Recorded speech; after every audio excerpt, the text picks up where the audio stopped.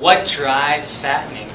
And I said, well, it's a hormonal problem, that the more insulin your body is secreting, the more it's shifting towards fattening, towards fat storage. So the carbohydrates drive insulin. But that brings me to today's myth, which is that a carb is just another carb. I think 1981, Dr. David Jenkins came up with the concept of the glycemic index. Okay? And what the glycemic index is it basically runs contrary to the concept that a carb is just another carb.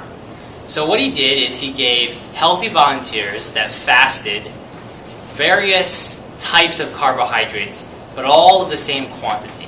So he gave these individuals 50 grams of potatoes or 50 grams of beans, okay?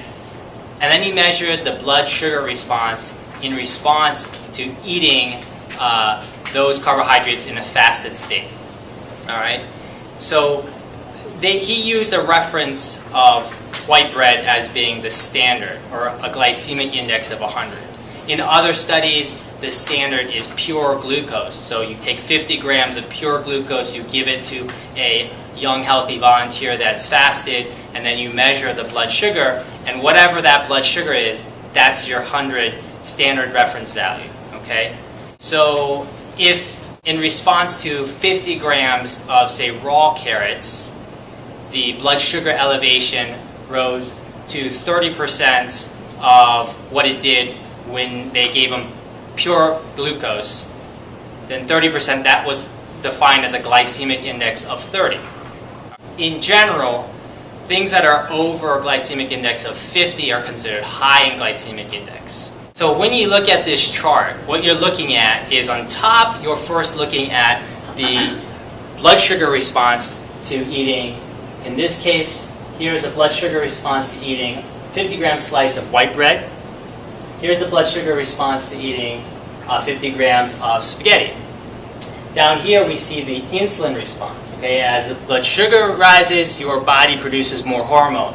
So we have the same sort of response. 50 grams of white bread spikes the insulin to a high level, and it takes a while to come down, versus 50 grams of spaghetti didn't elevate blood insulin to this significant extent. And what we're looking at here is area under the curve. Okay? When insulin spikes to a high level, then it takes a while for it to clear out of your system. So things that really generate significant spikes hang around longer, leading to more area under the curve. And all that time where that area under curve is happening, whatever that insulin hormone is doing, you're seeing the net effect. Remember, I started last week by introducing George Mirasan as someone that had a pituitary hormone problem. Okay, he secreted too much growth hormone, and you see what happened to him. That is, chemical messengers, hormones, have effects. So this is something that runs contrary to a carb is just another carb, or calories are all the same, because 50 grams of one carb versus 50 grams of another are producing vastly different physiologic hormone effects, and the net effects are the more insulin, the more fattening. So what's the big deal?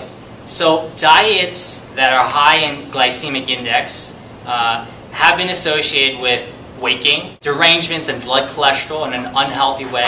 They've been associated with a doubling of heart disease and a doubling of diabetes. So what happens when you restrict carbs that are high in glycemic index? The key take-home points is, remember I mentioned that it's not how much calories, but what's your body doing with those calories? How does your body decide whether it's going to store the food you ate or whether it's going to burn it up?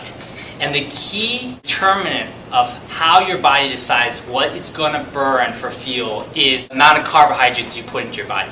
Your body primarily is using either carbohydrates or fats for fuel, for energy. What determines whether it's going to use fat for fuel or carbohydrates for fuel is how much carbohydrates you put into your body. Okay? So the more carbohydrates you put into your body, the more your body is going to be directed to burning carbohydrates as an energy source. The less carbohydrates you put in your body, when you restrict significantly so, restrict the carbohydrates you put into your body will be directed towards burning fat for energy. your fat, so towards weight loss. Restricting those high glycemic carbs leads to a drop in insulin levels. And that's how your body communicates to your body. Okay?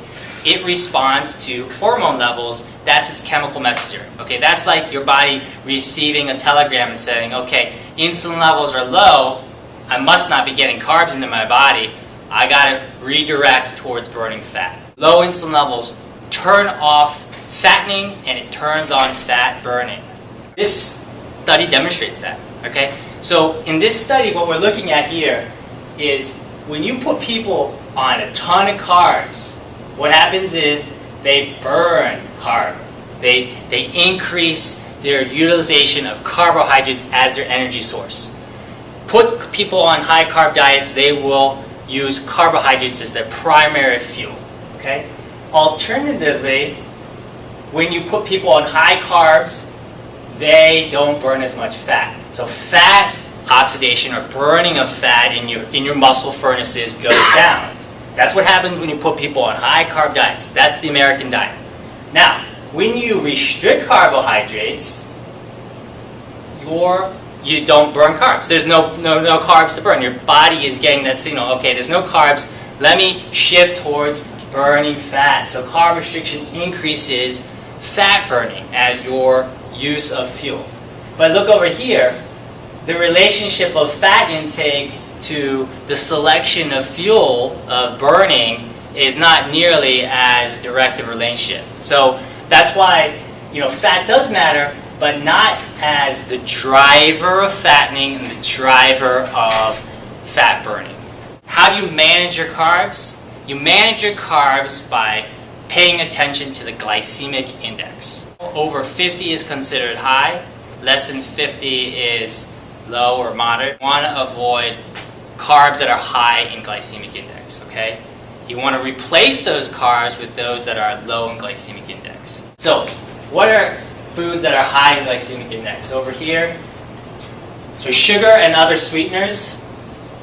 We got grains and starchy vegetables. Those are the big three. What's low in glycemic index? Well, protein is negligible. There's no carbs in protein, so that's less than 15.